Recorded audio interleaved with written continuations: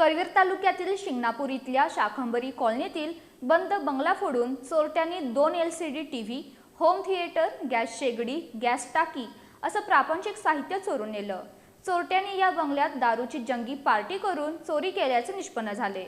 करवीर पोलिसांनी या प्रकरणी काही संशयितांना ताब्यात घेतले। कोल्हापुरातील पापाची तिकटी इथल्या कुंभार गल्लीत माधुरी वाल्मिक कातवरे राहतात। करवीर तालुक्यातील शिंगणापूर इथल्या शाखंबरी कॉलनीत त्यांचा बंगला आहे। 25 जुलै ते 29 जुलै या दरम्यान चोरट्यांनी माधुरी कातवरे यांच्या बंद बंगल्याच्या टेरेसवरील दरवाजाचं कुलूप तोडून त्यांच्या बंगल्यात प्रवेश केला।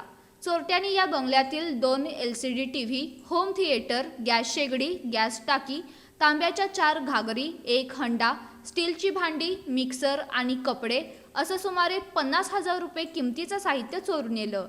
चोरट्यांनी या बंगल्यात दारूची जंगी पार्टी करून इथलं सर्व साहित्य चोरल्याचं उघडकीला आलं। माधुरी कातवरे या त्यांच्या कुटुंबियांसह त्यांच्या या बंगल्यात गेल्यानंतर चोरीचा हा प्रकार उघडकीला आला। त्यानंतर या प्रकरणी त्यांनी अज्ञात चोरट्यांच्या विरोधात करवीर पोलीस ठाण्यात फिर्याद दाखल केली आहे। पोलिसांनी या प्रकरणी काही संशयितांना चौकशीसाठी ताब्यात घेतलंय।